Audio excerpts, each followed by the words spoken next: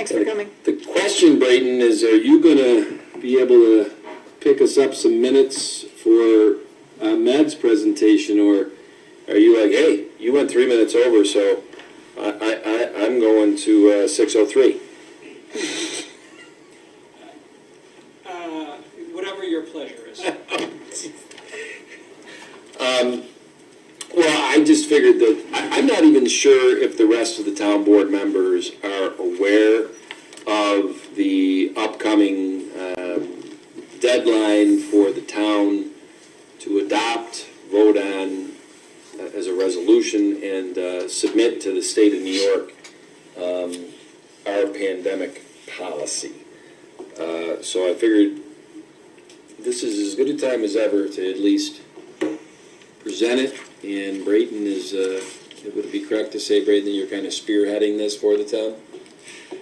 Yes.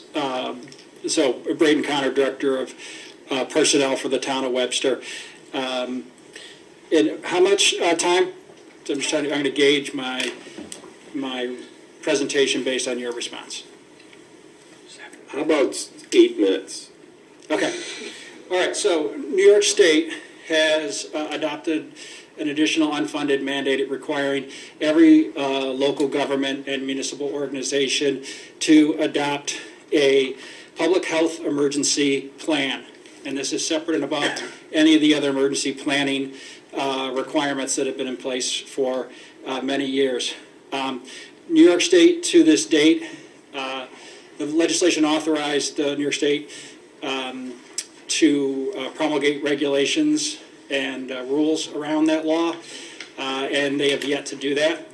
So in the absence of any guidance from New York State, a number of the kind of governmental trade organizations have been educating their members, such as New York State Association of Towns, NYMER, PERMA, and so there is a widely distributed template plan that is being used across New York State to come into compliance.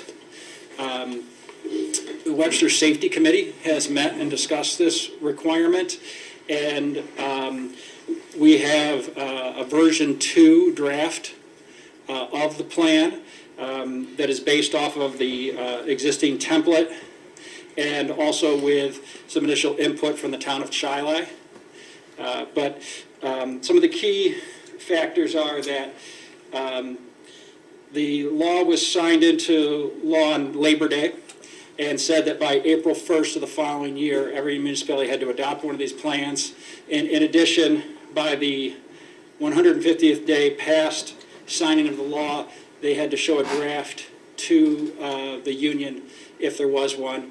And so that deadline is coming up on February 4th that we have to share a draft. We've already shared with our 3 unions our draft 1, which was admittedly a beginning draft based on the template. We'll share draft 2 before that February 4th deadline.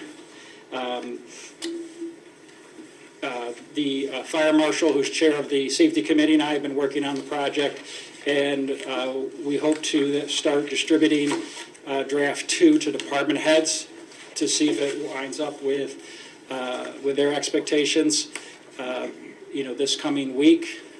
And so I think we are on track to reach compliance.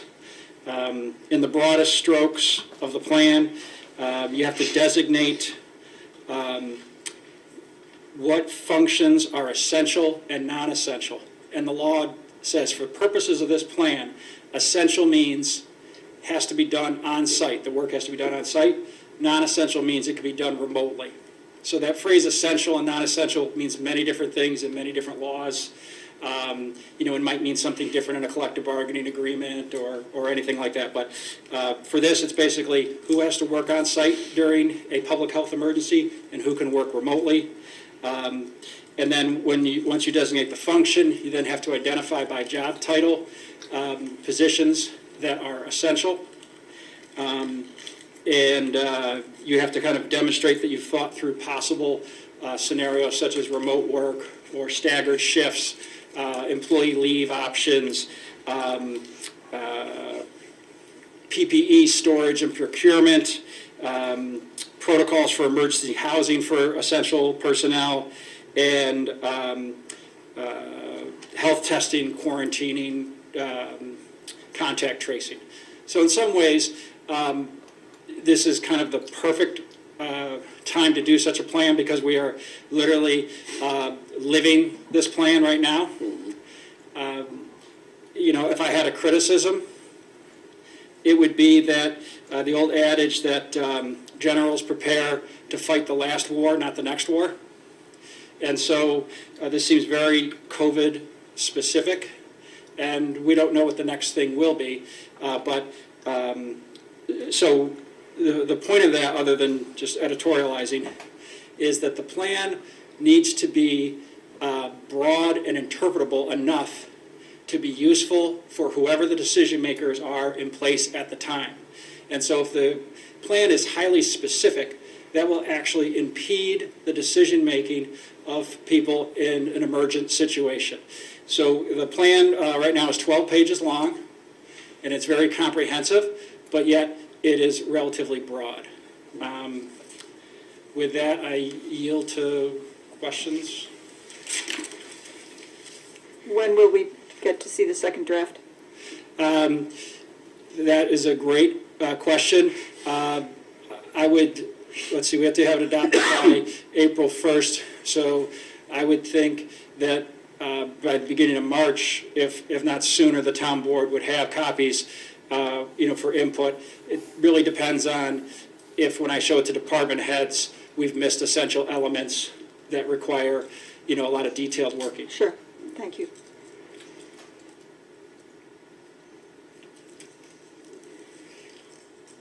All right. Thank you. I know you and I have talked a little bit about, the under-promise, over-deliver. I would like to see the first, if possible, board meeting of March, when the board would be voting on this, because then if we miss it, we have the second board meeting of March to do it. If we gear everything around the second board meeting of March, and all of a sudden there's a snafu, to make it by April 1st, we would have to do a special board meeting. That's fine, as long as we have the information long in advance of that meeting. Absolutely, Barry. Yeah. We should have the information by the end of February at the latest. So we have time to look at it, review it. Questions can get answered. I don't see any problem with meeting any of those expectations, and so I'm confident we'll be able to deliver with adequate time for every board member to review it, comment, and improve upon it. Okay. Ray, is this going to require a local law? Or is this just basically a town policy?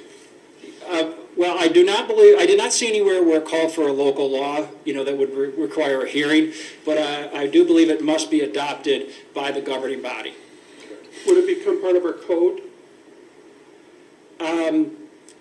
Yeah, I'm going to do two things. I'm going to defer to Charlie, but also offer my opinion and say I wouldn't recommend it because it's a planning document, and that seems to imply to me that it's a living document that has to be flexible, and it should probably be reviewed annually. And so codifying something seems to be something that would be appropriate and I agree long-standing. with you, that's why I was concerned. So like the safety committee would look at it once a year and make the Yes. recommendations to us? Yes, if there was going to be changes to the plan for readoption. If the plan wasn't really going to change, then I don't think. I think Braden started out by saying this would be in addition to any current emergency plans, correct? Yes, and my focus on that was that there are already existing laws that say to have succession planning or order of succession. Also, town of Webster has portions in the G'day zone, and I know that the town has safety protocols around that they drill on all the time. And so the state was very clear that no existing plan, no matter how good it is, can substitute for your new plan. Well, it seems to be pandemic specific. Yes? It seems to be pandemic specific. It's public health emergency. Right. Yeah, so it's a little different from anything else that we had envisioned since the Spanish flu. Yep. Thanks, Braden. Thank you.